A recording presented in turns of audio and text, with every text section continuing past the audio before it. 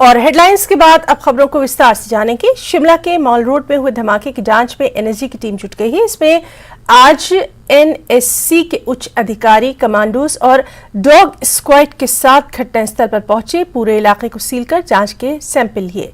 बीते मंगलवार को हिमाचली रसोई रेस्टोरेंट के अंदर धमाका हुआ था, जिसको देखते हुए एनएसजी की टीम ने जांच के लिए रेस्टोरेंट के अंदर से सैंपल लिया ही, साथ ही रेस्टोरेंट के स्टोर रूम जो कि थोड़ी दूर पर ही स्थित है, वहां से भी सैंपल कलेक्ट किया गया।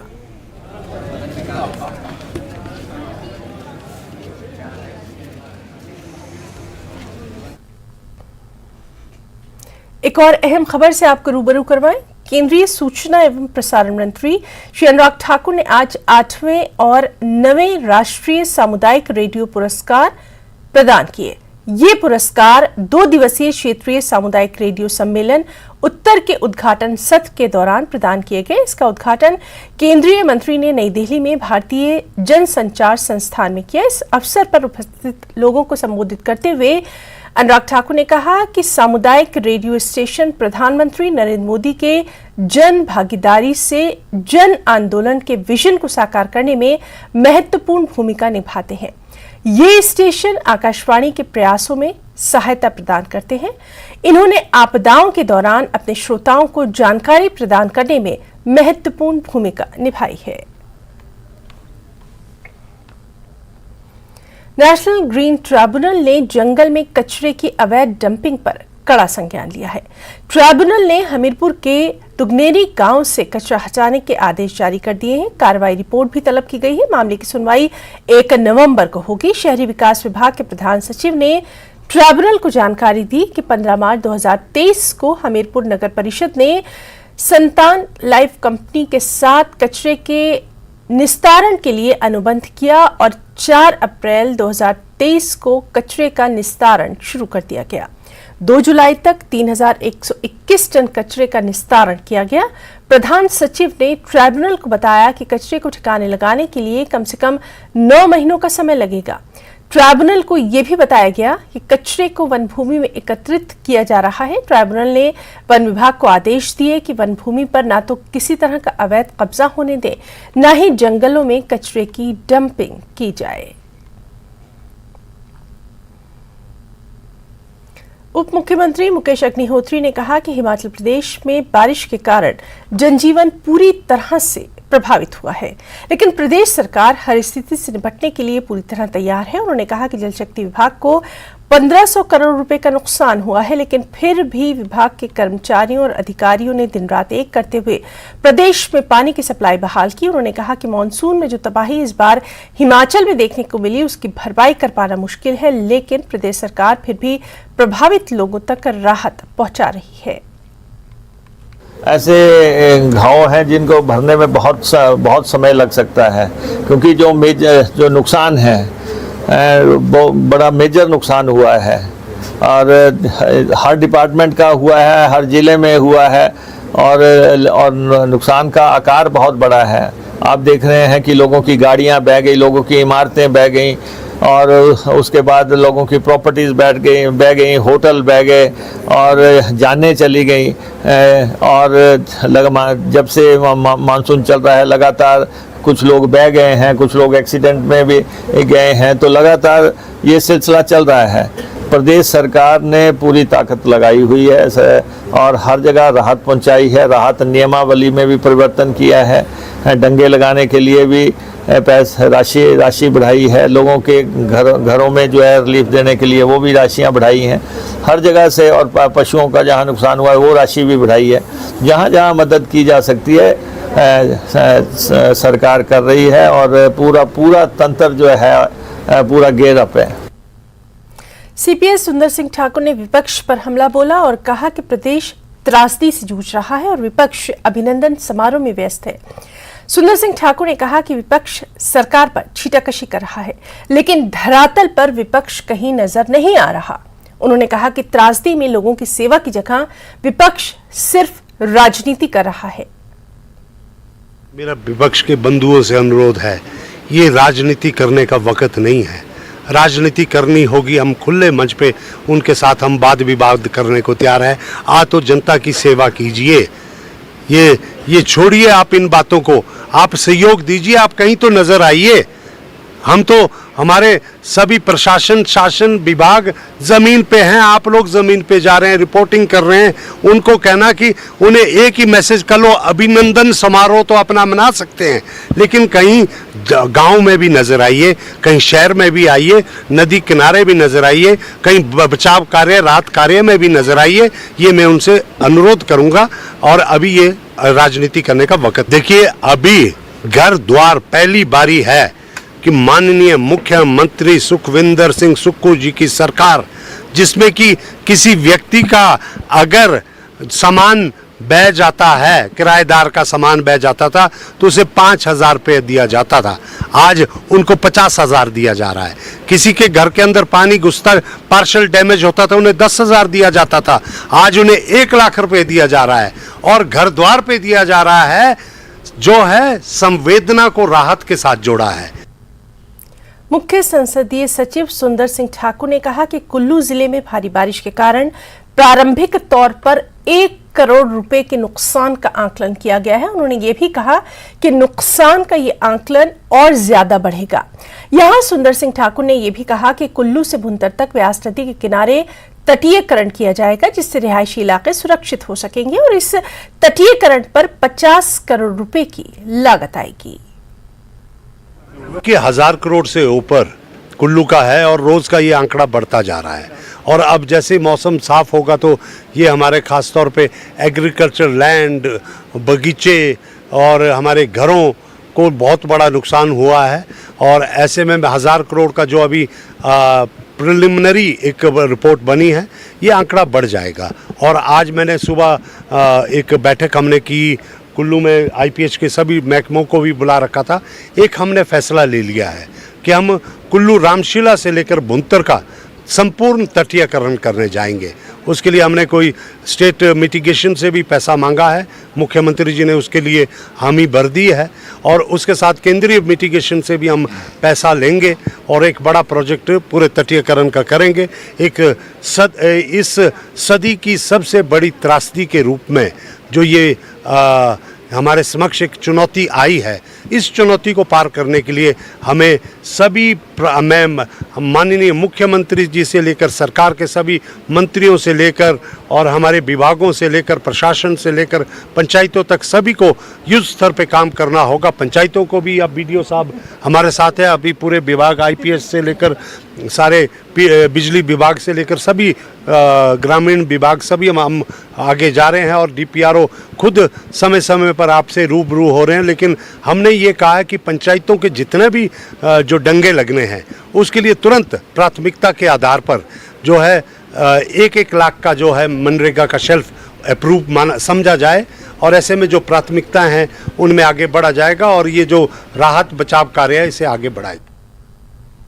चक्की पुल को आवाजाही के लिए रोकने पर कांग्रेस प्रवक्ता सुदर्शन शर्मा ने सवाल उठाए हैं और कहा है कि जब निर्माण कंपनी के हैवी ड्यूटी वाहन इस पुल से गुजर सकते हैं तो फिर आम लोगों के वाहनों को इस पुल पर क्यों रोका जा रहा है।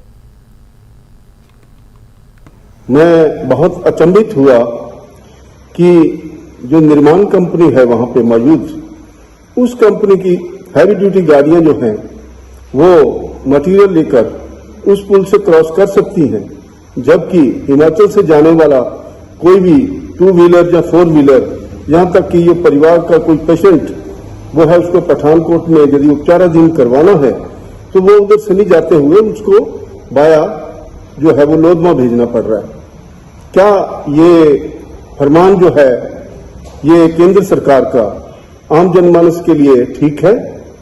मैं इसका जो पुल का निर्माण जो था वो जो 2010 में हुआ और निर्माण जो का जिम्मा जो था वो लोक निर्माण विभाग हिमाचल प्रदेश का था, जिसमें अधिकृत कोई कंपनी थी, उस कंपनी द्वारा इसका निर्माण किया गया और पुख्ता निर्माण किया गया।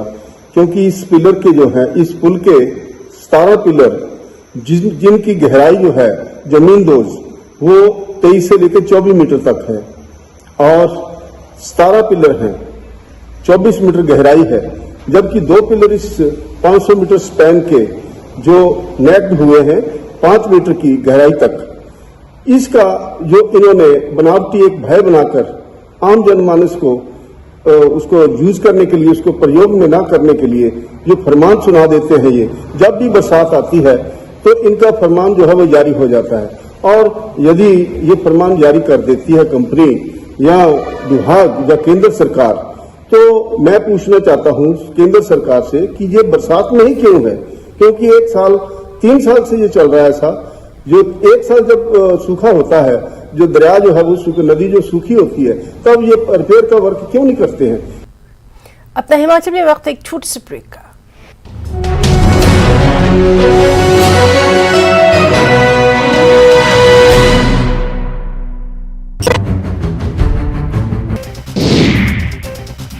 हरियाणा के यमुनानगर में सड़क पर तेज धार में बह रहा है पानी। हथनीकुंड बैराज से पानी छोड़े जाने के बाद बाढ़ की स्थिति।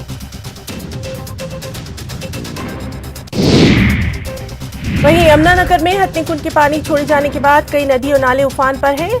साहब यमुना गरल हाईवे पर पानी के साथ बड़े बड़े पत्थर भी।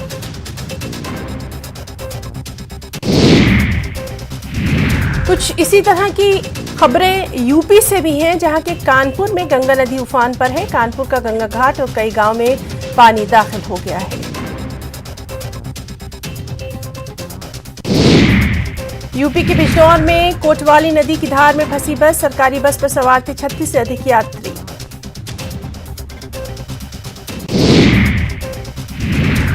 काफी मशक्कत के बाद बस में फंसे लोगों को रेस्क्यू किया गया। पानी की तेज धार के बीच जेसीबी के माध्यम से इन बस यात्री।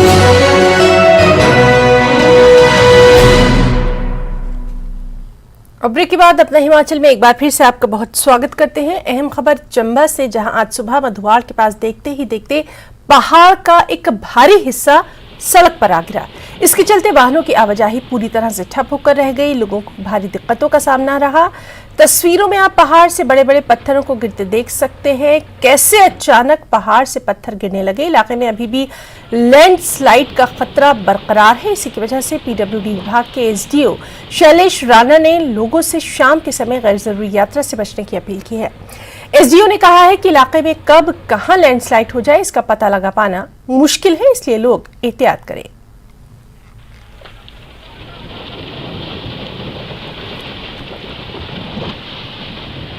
जिस तरह से बारिशों का दौर चला हुआ है, सबको पता है, अलर्ट जारी है। जब मौसम साफ़ होता है तो पूरी मशीनरीज हम लोग पहले मेन रोड जो मेजर है एमडीआर रोड, उसको खोलने का प्रयास किया जाता है। उसके बाद लिंक रोड्स पे हम अपनी मशीनरीज और लेबर डिप्यूट करते हैं। और सबसे बड़ी बात यह है कि हर रोज़ शाम को जब बारिश होती है तो सुबह का रोड बंद ही होता है। हमारे अमूमन कोशिश रहती है कि रात को ही खोल दिया जाए, और काफ़ी बार हम लोगों ने रात को भी खोला है। मैं कुछ बोलूं इससे पहले मैं लोगों को एक जस्ट वार्निंग सी देना चाहता हूं कि रात के समय बहुत ही ज़रूरी हो तभी निकलें, क्योंकि जगह जगह से पत्थर गिर रहे हैं, स्लाइड्स हो रहे हैं। और आज ही सुबह ही फ़िलहाल में नियर अबाउट 8:30-9 बजे के करीब मधुवाड़ के पास हमारा लैंडस्लाइड हुआ है। तो बहुत बुरी हालत है, हर जगह पत्थर स्लाइड हो रहे हैं। लेकिन हम लोगों की ये एक प्रायोरिटी है कि मैक्सिमम जल्द से जल्द हम इसको खोलें। गत दिनों हुई भारी बारिश के नुकसान से अभी तक लाहौल स्पीति उबर भी नहीं पाया है कि ऐसी ही स्थिति तांडी प्यूकर संपर्क सड़क मार्ग की भी देखी जा रही है, जो जगह जगह मलबा आने और सड़क कट जाने की चलते अवरुद्ध हो गया है। इन दिनों लाहौल घाटी के अन्य इलाकों के साथ साथ प्यूकर गांव में भी खेतों की नकदी फसल मंडियों में जाने को तैयार खड़ी है, लेकिन सड़क मार्ग अवरुद्ध होने से किसानों की चिंताएं बढ़ गई हैं और वो जिला प्रशासन से जल्द सड़क बहाल करने की गुहार लगा रहे हैं। ये देख सकते हैं कि यह प्यूकर गांव है, जो केलोंग से करीब 7 किलोमीटर के फासले पर स्थित है। यह भागा नदी के बाम तट पर स्थित है। पिछले दिनों हुई भारी बारिश के चलते तांदी प्यूकर सड़क मार्ग के जगह जगह जो है मलबा गिरने और जो सड़क मार्ग ध्वस्त होने के चलते वाहनों की आवाजाही पूरी तरह से बंद हो गई है। हालांकि इन दिनों घाटी में और इसके साथ साथ जो प्यूकर गांव में भी नकदी फसल मंडियों में जाने के लिए तैयार है, लेकिन जिस प्रकार से सड़क मार्ग अवरुद्ध हो गए हैं उसके चलते यहाँ के किसानों की चिंताएं जो बढ़ गई है। हालांकि संबंधित ग्रामवासी जिला प्रशासन और जो पीडब्ल्यूडी विभाग के अधिकारियों से भी मिल चुके हैं और इस सड़क मार्ग को जल्द से जल्द दुरुस्त कर जो उनकी जो फसलें हैं उनके जो जितने भी जो समस्याएं हैं इस सड़क मार्ग को दुरुस्त करके जो है इसका निदान किया जाए। इस अब देखना होगा कि जिला प्रशासन और संबंधित विभाग जो है किस प्रकार से जो है इन लोगों की समस्याओं का निदान जो है जल्द से जल्द कर पाती है। न्यूज़ 18 हिमाचल के लिए लाहौल स्पीति से प्रेम लाल। लाहौल आलू उत्पादक सहकारी विपणन एवं विधान समिति तांदी ने 57वां वार्षिक अधिवेशन कारगा में आयोजित किया। वार्षिक अधिवेशन में लाहौल स्पीति के उपायुक्त राहुल कुमार ने बतौर मुख्य अतिथि शिरकत की और कहा कि लाहौल इस समिति ने बीज आलू के विपणन में अग्रणी भूमिका अदा कर देश विदेश में अपनी एक अलग पहचान स्थापित की है। यहाँ उपायुक्त ने कहा कि नकदी फसलों गोभी, मटर, ब्रोकली और आइसबर्ग जैसी फसलों के गुणात्मक बीज विपणन पर भी सोसाइटी को फोकस करना चाहिए और इस काम में जिला प्रशासन कृषि विभाग के जरिए हर संभव सहायता प्रदान करने को तैयार है। यही आशा करूंगा कि आप अगले वर्ष में और तरक्की करें और एक साल बाद हम जब आए अगली मीटिंग में तो ये हमें पता चले कि इस साल से अगले साल तक जो हमने सोच रखा था कैश क्रॉप्स पे फोकस करना, इस साल का हमारा मेन एजेंडा है कि हम कैश क्रॉप से फोकस करेंगे, उसका कितना अचीव किया वो अचीव करेंगे तो हमारे जितने भी किसान भाई बहन है उनका ही हमारा एम्पावरमेंट होगा। सिरमौर के रेणुका जी विधानसभा क्षेत्र के कांग्रेस विधायक विनय कुमार ने गतधार इलाके में भारी बारिश से हुए नुकसान का जायजा लिया। इस दौरान उनके साथ बड़ी संख्या में कांग्रेस कार्यकर्ता भी मौजूद रहे। इस दौरान विधायक विनय कुमार ने कहा कि गतधार शिलाई सड़क तकरीबन 14 दिनों से यातायात के लिए अवरुद्ध है और लगातार इस सड़क को बहाल करने की कोशिशें की जा रही हैं। उन्होंने कहा कि गतधार के समीप सड़क पर लगातार भूसंकलन हो रहा है और सड़क पर बड़ी बड़ी चट्टानें गिर रही हैं, जिससे यातायात बहाल करने में परेशानी पेश आ रही है। रोड पे आए हैं और ये गाताधार के नजदीक बहुत बड़ा स्लाइड ऊपर से आया है और लगातार इसमें बड़े बड़े पत्थर चले हुए हैं, अभी हमारे सामने भी चल रहे थे। ये जो सड़क है लगभग 14 दिन से अवरुद्ध है और आवाजाही बिल्कुल बंद है। ये सड़क शिलाई को कनेक्ट करती है, इधर संगड़ा को कनेक्ट करती है और लोग 14 दिन से लगातार इस का सामना कर रहे हैं जो ये लैंडस्लाइड आया है। पर विभाग अभी लगा हुआ है और इसमें फोकलेन लगाई है और जल्दी से जल्द इसको बहाल कर दिया जाएगा। मेरा मानना ये है कि 2-4 दिन में इसको बहाल कर दिया जाएगा, पर थोड़ा यहाँ प्रोटेक्शन की बात है क्योंकि ऊपर से जो बड़े बड़े पत्थर है रोल होके आ रहे हैं।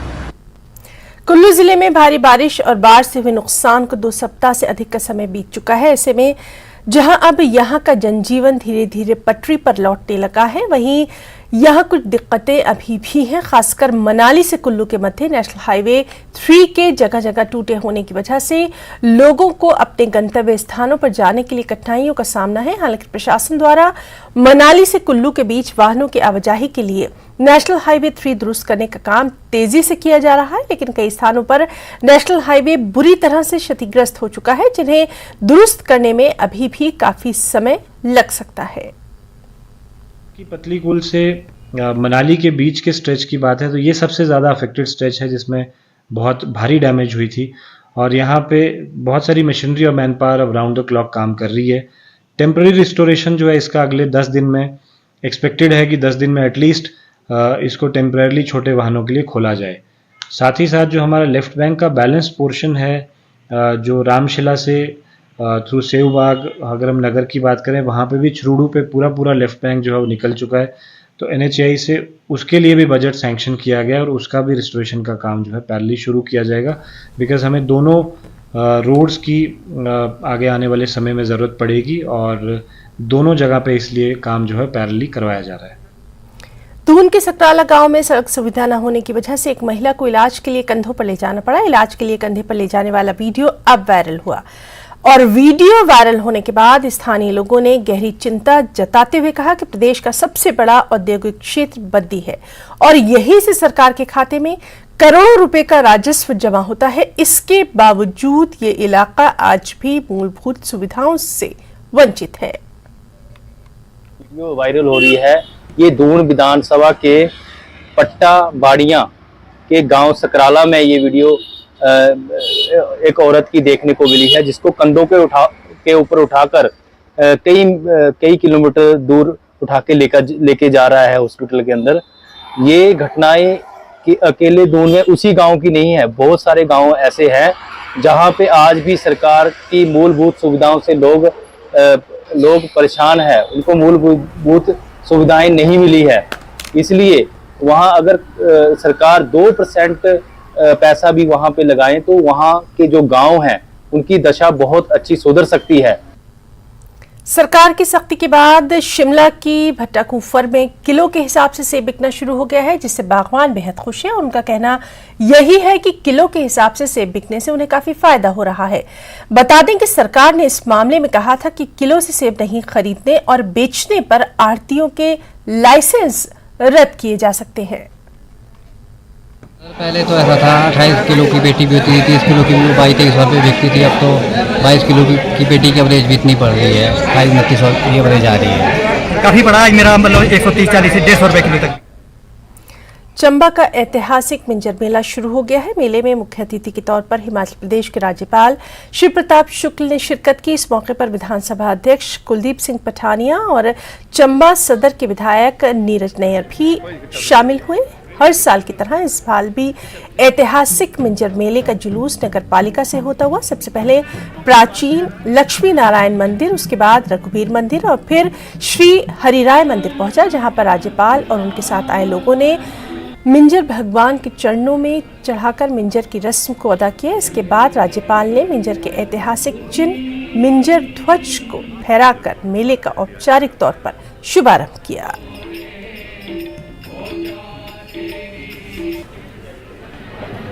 हिमाचल की पूरी स्थितियों को बताया भी है। गृह मंत्री जी से भी मिला हूँ तथा गृह मंत्री जी इसके पहले हिमाचल प्रदेश को फौरी तौर पर 2 बार 180 करोड़ रुपए दे चुके हैं, लेकिन उन्होंने सेंट्रल टीम भेजी है। सेंट्रल टीम जो आकलन करके के जाएगी, फिर निश्चित मेरा यह मानना है कि उस आधार पर भी भारत सरकार और जब अब तो प्रधानमंत्री से भी मैंने कहा है तो हिमाचल की जो मदद होगी तो वह करने का काम करेंगे। अब सेंट्रल टीम के रिपोर्ट के उपरांत जो भी होगा वो बात पूरी होगी। खबर बिलासपुर से है, जहां विश्वविख्यात शक्तिपीठ श्री नैना देवी में आज श्रावण मास के रविवार के दिन माता के दर्शनों के प्रति श्रद्धालुओं की संख्या में बढ़ोतरी देखी गई। बता दें कि प्रदेश में हाल ही में प्राकृतिक आपदा आने के चलते शक्तिपीठ श्री नैना देवी में श्रद्धालुओं की संख्या कम हो गई थी, लेकिन आज सुबह से ही श्रद्धालुओं का तांता मंदिर में लगना शुरू हो गया और माता के दर्शन करने, उनका आशीर्वाद प्राप्त करने के लिए श्रद्धालुओं का सैलाब उमड़ पड़ा। नालागढ़ के सकेड़ी गांव में एक व्यक्ति ने 1 दर्जन से ज्यादा लोगों पर जानलेवा हमला करने का आरोप लगाया है। इस मारपीट का वीडियो भी सामने आ गया जो पीड़ित के दोस्त ने बनाया। इस वीडियो में जमीनी विवाद को लेकर लोग पीड़ित को पीटते नजर आए। इस मामले में पीड़ित शख्स ने पुलिस से अब न्याय की गुहार लगाई है। मेरे गांव में एक निशानदेही रखी थी 132 खसरा नंबर 132 है उसका, वहां पे अवैध कब्जा कर रहे हैं। पहले इन्होंने ब्रिक्स को काटा, ब्रोटे को काटा, उसके बाद जेबीसी से पटाई करवाई और मैंने उसकी निशानदेही रखी थी। निशानदेही हो चुकी थी, कंप्लीट हो चुकी थी। मौके पर पटवारी आए थे, सब आए थे मौके पर।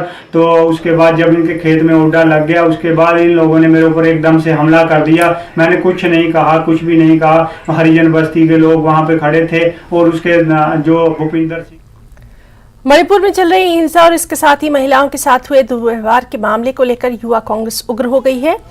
रविवार को ऊना ब्लॉक युवा कांग्रेस के बैनर तले कांग्रेस कार्यकर्ताओं ने ऊना जिला मुख्यालय के सर्किट हाउस से रोटरी चौक तक एक रोष रैली निकालते हुए केंद्र सरकार के खिलाफ जमकर नारेबाजी की। युवा कांग्रेस के प्रदेश उपाध्यक्ष अखिल अग्निहोत्री एवं ब्लॉक अध्यक्ष गुरजीत मान के नेतृत्व में युवाओं ने विरोध प्रदर्शन के दौरान प्रधानमंत्री नरेंद्र मोदी, गृह मंत्री अमित शाह, केंद्रीय मंत्री स्मृति ईरानी सहित मणिपुर के मुख्यमंत्री वीरेंद्र सिंह के खिलाफ जमकर नारेबाजी की।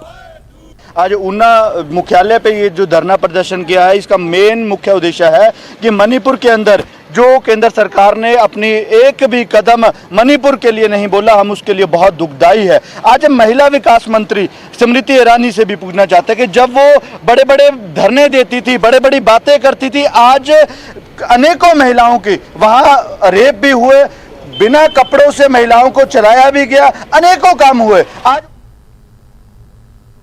अपना हिमाचल की खबरों में फिलहाल इतना ही। नमस्कार।